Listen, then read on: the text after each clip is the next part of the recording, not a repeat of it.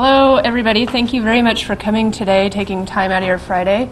I would mention there's still a few seats up here in the front row if you're not too scared to sit right in front of me. And I also wanted to say thank you to Dave and to Amy and Marjorie for helping plan this event. And last year, well, for those of you who were here last year when I presented findings about this particular survey, the PowerPoint completely died. So hopefully this year we'll have a better experience. And like Dave said, you're free to ask questions at the end. All right. So first I wanted to just provide a little bit of information about the PPIC statewide survey for those of you who are unfamiliar with it. It's a project that has been going on at the Public Policy Institute of California since 1998. The goal of the survey is to provide timely, relevant, and nonpartisan data on the political, social, and economic opinions of Californians. We do this by conducting telephone surveys with California adults. And the goal really is to inform and improve the policy-making process, raise awareness, and encourage discussion. We also hope to provide a voice for Californians in important state policy debates beyond what voters can do at the ballot box. And to this end, we've interviewed over nearly 270,000 Californians since 1998 in 127 surveys. This is the 127th survey since that time.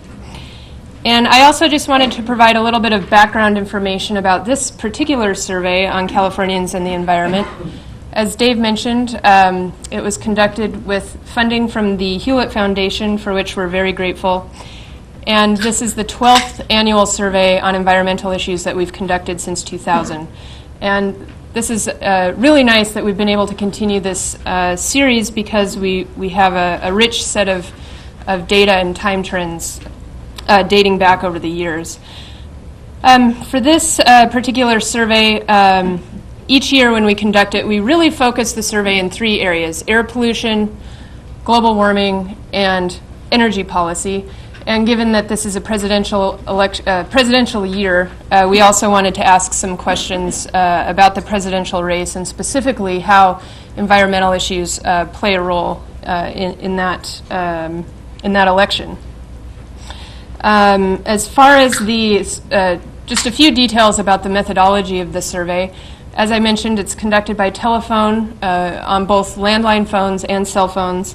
We conducted the interviews from July 10th through the 24th. The surveys were conducted in 5 languages: English, Spanish, Chinese, which included both Mandarin and Cantonese, Korean, and Vietnamese. And what else? We conducted 2,500 interviews, and this is quite a large sample size for surveys, and all of our surveys include interviews with at least 2,000 California residents. And this large sample size really allows us to look at findings among some of the state's important demographic and regional subgroups.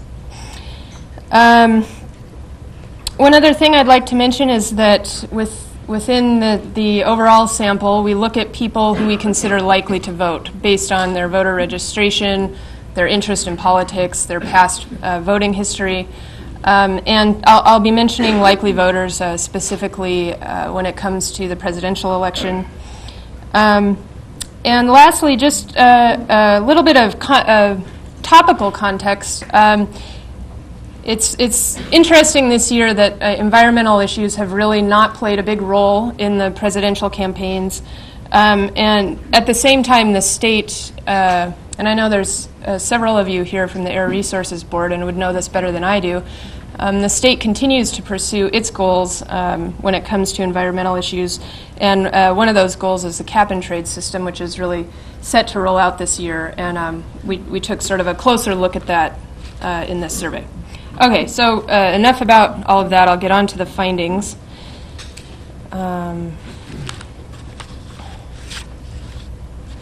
So let's start with the presidential election. As I mentioned before, we really wanted to see sort of what role global warming and energy policy played in determining people's preferences in the election. So we find among likely voters that in the presidential race overall, 51% are currently supporting President Obama, while 40% are supporting Republican Mitt Romney. But when we ask who they trust to handle global warming and energy policy, we find an even larger divide, with 54% of likely voters supporting Obama and 33% saying they trust Romney. Similar shares of Democratic likely voters say they're going to vote for Obama and trust Obama to handle these issues, whereas among Republicans, a higher percentage say they're going to vote for him than trust him to handle these issues. It's 81% voting for him, 67% trusting him to handle these particular issues. And then just to put the overall findings into context, the 51-40 margin was the same as what we found in our May survey. And when we look back to 2008 at this time, at that time, Barack Obama led McCain 50-35. So it's actually not all that different from 2008. And as you know, it's been a very tight race nationally thus far. We also found that most likely voters say that candidates' positions on environmental issues, or specifically on global warming and energy policy, are going to be important in determining their vote. 30% consider their positions to be very important, but you can see, and it's not too surprising, that the Obama supporters are much more likely than the Romney supporters to say that candidate positions on these issues will be very important.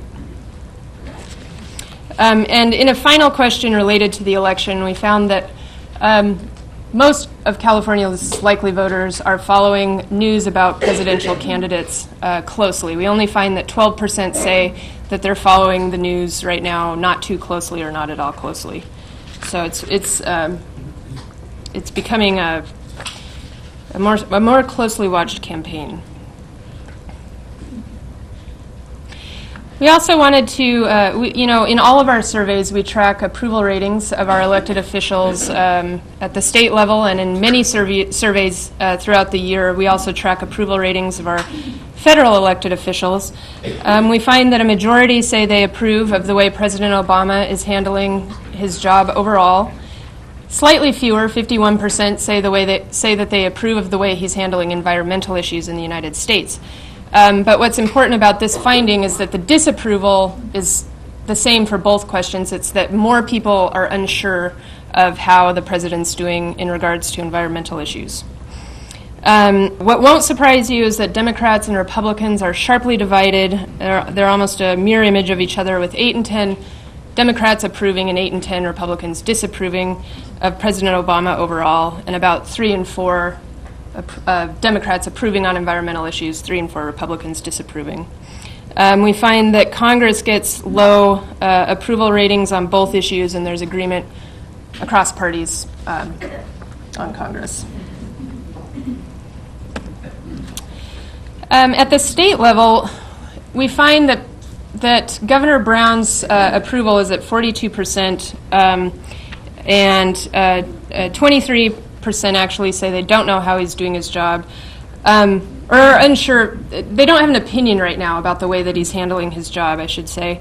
And it's been really interesting because since Governor Brown took office, we've really found about 4 in 10 saying that they approve of his job performance overall, and this really hasn't budged throughout the budget negotiations, putting the tax initiative on the ballot, the recent announcements about high-speed rail and water.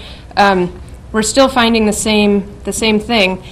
But I would say over time what we've found is that the percentage saying they're unsure of how to rate him has gone down while disapproval has increased. We also find that about a similar percentage, 39%, say they approve of the way he's handling environmental issues in the state. When it comes to the state legislature, approval ratings overall are fairly low at 29%. But I would say that this is interesting because 2 years ago in 2010, amidst the very contentious budget negotiations, in fact, I think that year was the latest they'd ever passed the budget, only 15% of Californians said they approved of the way Congress is handling its job. So this actually is an improvement over 2 years ago, although still very low. And they're only slightly more likely to say they approve of the way the state legislature is handling environmental issues. Now, we've been tracking opinions about regional air pollution for a number of years, and what we find is that overall, 2 in 3 Californians say that air pollution is a big or somewhat of a problem in their region. 25% consider air pollution to be a big problem.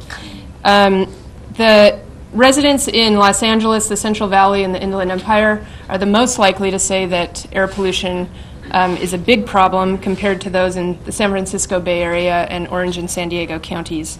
But these percentages across regions are near their record lows. So, for example, we have found that as many as 51% have said that air pollution is a big problem in Los Angeles a number of years back.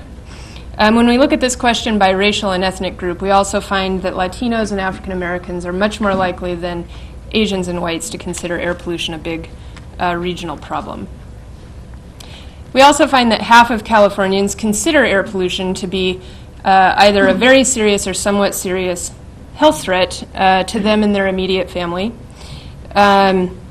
Again, you'll see the findings in LA sort of stand out. 2 in 3 in Los Angeles consider air pollution to be a serious threat to them and their families. Overall, since 2009, we've found that about half of Californians consider air pollution to be a serious threat.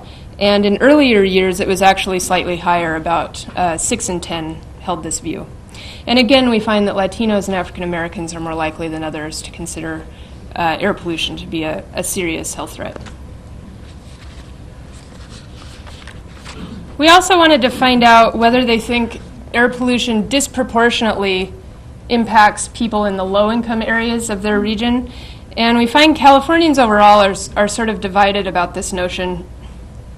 But the findings across racial and ethnic groups are fairly stark. We find 2 in 3 Latinos and a solid majority of African Americans think that the air pollution in the lower income areas of their region causes a more serious health threat.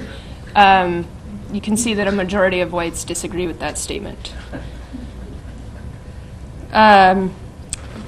What else about, so when we look at this question by region, we find that residents in Los Angeles and Orange and San Diego counties believe that there are disparities in air pollution, and about half in the San Francisco Bay Area and the Inland Empire hold this view, while residents in the Central Valley, a majority say that the air pollution is not a more serious health threat in the lower income areas. And it's possible, we didn't drill down farther on that, but of course it's possible that residents in the Central Valley may think that air pollution is bad for everybody, no matter which area you live in. And then I wanted to mention one other finding. We're a public opinion survey and not a health survey, but we have been tracking a question about asthma and respiratory problems, and we find that 4 in 10 Californians say that they or an immediate member of their household suffers from asthma or other respiratory problems, and African Americans are the most likely across racial and ethnic groups to say that. So we asked 4 different questions about ways to try to improve air quality, and about would people be willing to see tougher air pollution standards in a number of areas. We started asking about diesel engine vehicles in July of 2008 and have found strong majority support for tougher standards on diesel engine vehicles. But as you can see from this chart, this is actually the lowest level of support that we've found, even though it's still very high. It's 9 points lower than 2008. And this is one of the areas that the state has recently really been working on, trying to reduce diesel emissions. And the reports showing that diesel can really cause a serious health risk. We also find strong majority support for the idea of reducing emissions from new cars. This is another area, however, that we see record low support, even though it's still at 2 and 3. We find that across parties, majorities support tougher diesel regulations, and when it comes to tougher standards on cars, the majorities of Democrats and independents are in favor of that, while a majority of Republicans are opposed. And we included two other areas: commercial and industrial activities, and agriculture and farm activities. Agricultural and farming activities receives the lowest level of support, although it's still a majority. But again, on both of these questions, this is actually the lowest level of support that we've found since we started asking the questions. Okay, so moving on to some of our findings about global warming and energy policy. We asked a new question this year. This was a question that was posed by the Washington Post and Stanford University in a national survey that they just conducted in July, or late June, July. And we find in our survey that the vast majority of Californians think that the world's temperature has been increasing over the past 100 years, and this does include majorities across parties, although there's still a big difference between Democrats and Republicans and independents as well.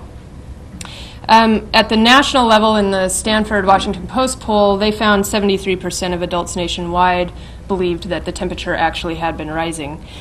We also repeated a question that we've been tracking for quite some time. We'd originally taken it from a national Gallup poll, but the question is, do you think the effects of global warming, or when do you think the effects of global warming will begin to happen?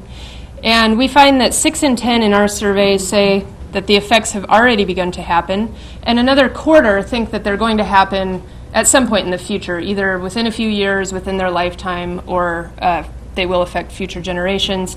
Only 12% think that the effects of global warming will never happen. But this is one question that has become more politicized over time. Currently, a strong majority of California Democrats think that the effects of global warming have already begun, compared to a third of Republicans. Another third of Republicans think the effects will never happen, and about 3 in 10 think that they'll happen in the future. And we find in the survey that Californians don't just see global warming as a threat in theory. They think that global warming poses a serious threat to the state's future economy and quality of life. 45% say very serious, another 30% say somewhat serious. We did find a record high percentage held this view in July 2007. And this is actually something we found over a number of our questions. We find Californians very much, think global warming is real and consider it a threat and support policies to mitigate global warming.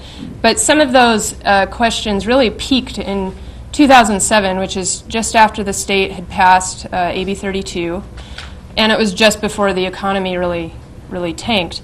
But the drop-offs after that were fairly slight, and then they've really held at those levels since then, or even inched back up in some cases. So the economy didn't take a lot out of these attitudes, which some people had maybe anticipated might happen. Okay, so moving on. You can see here that a strong majority of Californians also think it's necessary to take steps right away to counter the effects of global warming, but there's a pretty sizable partisan divide on this question. Since 2003, we've found that more than 7 in 10 have said that action needed to be taken right away. So we started tracking opinions about AB 32 in 2006, just before it was signed by Governor Schwarzenegger. And what we do is we essentially ask about the goal of AB 32, which is trying to reduce greenhouse gas emissions back to 1990 levels by the year 2020. And before I talk about these party findings, I wanted to mention that 7 in 10 Californians overall say that they favor this goal behind AB 32, and we found that more than 2 in 3 since 2006 have said that they favor this. But you can see here there's a real divergence in opinion along party lines. So what's interesting about this is in 2006, 2 in 3 across parties favored the goal of AB 32. It was being promoted by a Republican governor. The economy wasn't doing so badly at that time. But since then, global warming's become more of a political issue, and the economy, we know what happened with that. And the gap now between Democrats and Republicans has grown to 40 points. I'd also like to mention, we asked another question about whether the state should be making its own policies separate from the federal government to address global warming. And there's solid majority support among Californians for this goal, or for this idea, I guess. And then we wanted to repeat a question that we started asking a few years ago that sort of gets at this, the economic considerations of taking action on global warming. And that was really at the heart of the argument in favor of Proposition 23 in 2010, which would have suspended AB 32 until unemployment had dropped solidly for a year or more. And I think that this slide perhaps shows why Prop 23 wasn't successful. Most Californians actually think that doing things to reduce global warming will either result in more jobs or not affect the number of jobs. Only 1 in 4 think that fewer jobs will result from doing things about global warming. There are partisan differences, as you might imagine, though, with a majority of Democrats saying that more jobs would be the result, and a plurality of Republicans saying that fewer jobs would be the result. We also wanted to find out if people thought the state should move forward with its plans right away to mitigate global warming, or if they should wait until the economy and job situation improve. And as we've found in the past, majority, 56%, say the state should move forward right away. So we repeated several questions about some of the specific ways that the state and federal governments can try to reduce greenhouse gas emissions, and most of these are things that the state is pursuing. We find very strong support for several of these, and we actually find bipartisan support for all 3 of these here. So requiring an increase in the efficiency of commercial and residential buildings and appliances, requiring industrial plants, oil refineries, and commercial facilities to reduce their emissions. And this third notion, we're sort of trying to get at SB 375 with this third question, which is to encourage local governments to change land use and transportation planning so that people could drive less. So those all receive very strong support. And then another one that we repeated is requiring automakers to further reduce greenhouse gas emissions from new cars. And as you're probably aware, this is one of the areas the state really had to battle with the federal government to try to get a waiver to have more stringent emissions requirements than the requirements at the federal level. We have found strong support for this idea over time. And then this year was the first year that we asked about the low carbon fuel standard. So we asked people if they favored or opposed requiring fuel providers to reduce the carbon intensity by at least, the carbon intensity of transportation fuels by at least 10% by the year 2020. We find strong support for this, although it is a complicated concept. And this is something that has been challenged in court. So we'll continue to keep our eye on this issue. As I mentioned earlier, we wanted to ask several questions about cap and trade because the cap and trade system in California, it technically started in early 2012, but this November will be the first auction of emissions permits, and then in January of 2013 will be when companies are required to meet their emissions caps. So this is, cap and trade is really a central component of AB 32. So we repeated a question that we first asked in 2010 about how much people have heard about cap and trade. And we find a surprising number of Californians have heard nothing about cap and trade, 57%. This is similar to what we found in 2010, but it really shows that there has not been any growth in awareness about cap and trade, despite this being a fairly big policy that's about to go into effect. We do find that among those we consider likely to vote, awareness is higher. 60% of likely voters say they've heard a lot or a little about cap and trade. And we do find that Republicans are more likely than Democrats or independents to say that they've heard about cap and trade. And awareness of cap and trade rises with income, higher education levels, and with age. So then we asked a question that sort of provides a brief summary of what cap and trade is. I don't have the full question text here, but we can, if anyone's interested after, I've got the report and I can provide it to you. But it's a question that we borrowed from the Stanford University began asking about cap and trade a number of years back, and so we've been repeating this question since 2009. And we find that 53% of Californians say they favor the cap and trade system, 36% are opposed. Opinion has moved somewhat in the direction of favor since we first started asking it, but it's still pretty, it's not strong on either favor or oppose. And then I wanted to show these findings by party. So we find that a majority of Democrats say that they favor cap and trade, while a majority of Republicans say that they oppose it, and independents are more divided. Interestingly, when we look at that group of, let me go back here. When we look at that slice of people, the 12% who say that they've heard a lot about cap and trade, we find that a pretty solid majority, 62%, are opposed to cap and trade. Of those who have heard only a little or who have heard nothing about cap and trade, just over half say that they favor it after they've read a brief description. Now, we asked a couple new questions this year just about some of the implications of the cap and trade system. One of the controversies at the state level right now is how the money will be spent, the money that's generated from the auction of emissions permits.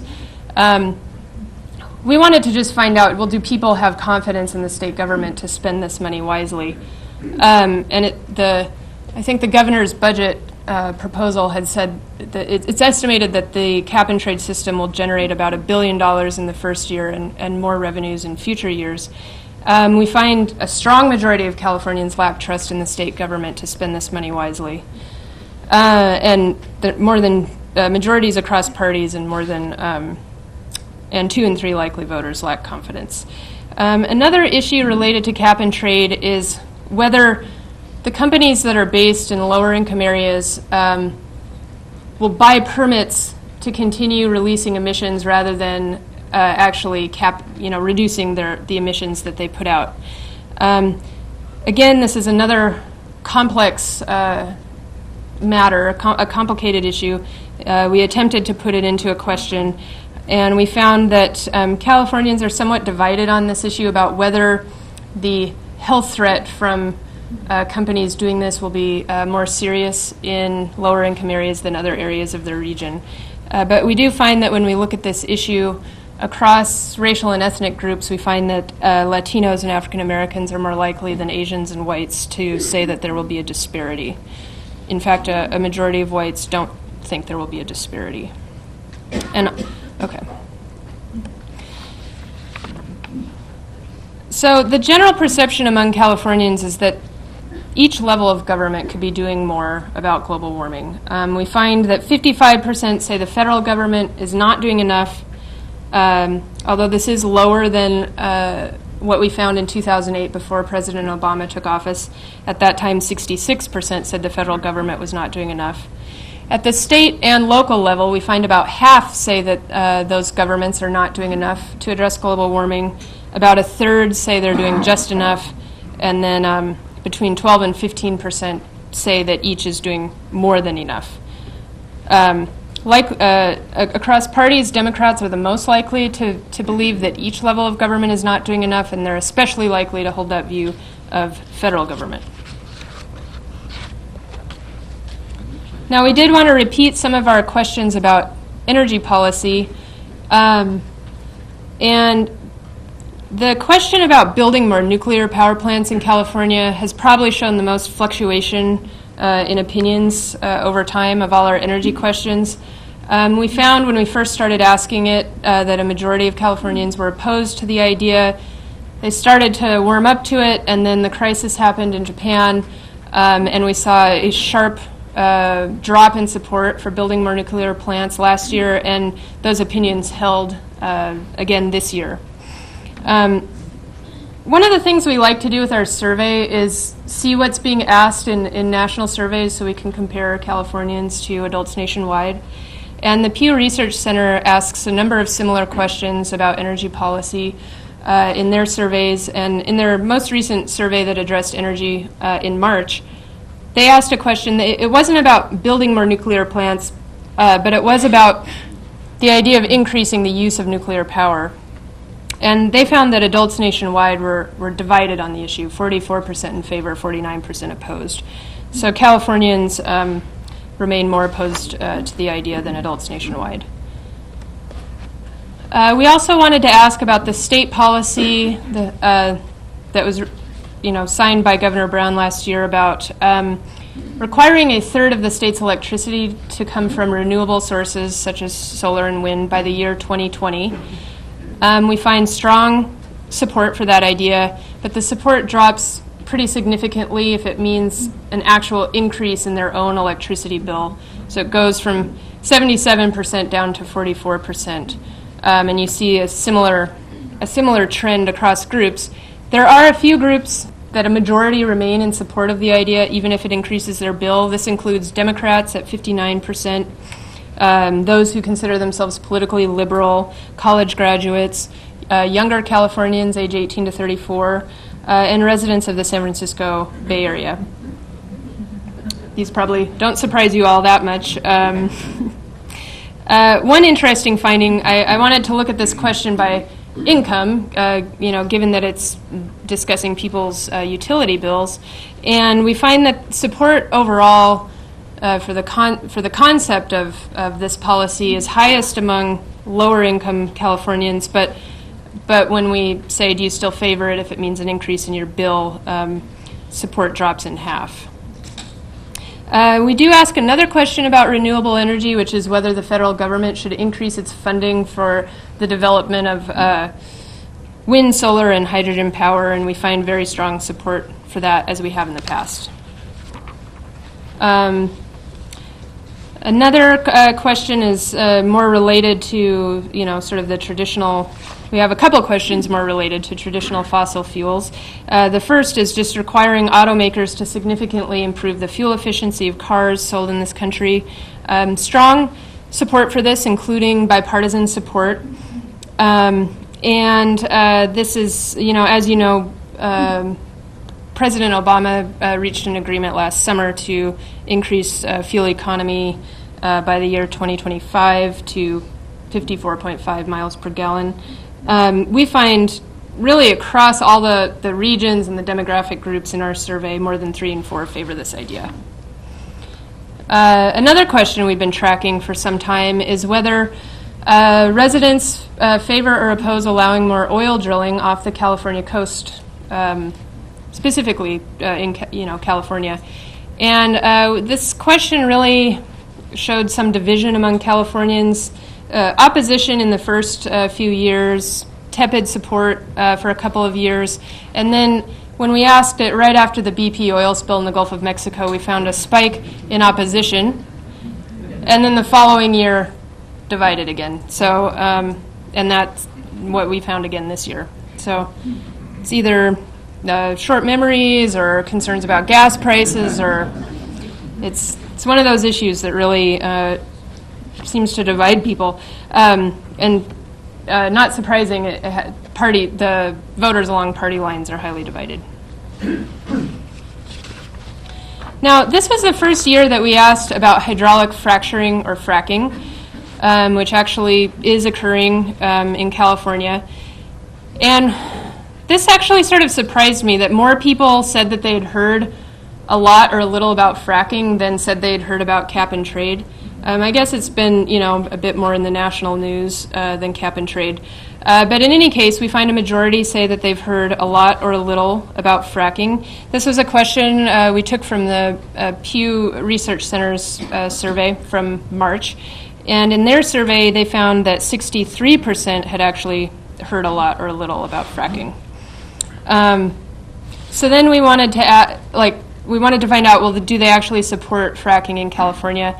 And we found that of those who had actually heard about fracking, there's division about whether or not this should occur. But you can see the strong partisan, it's almost a mirror image of each other.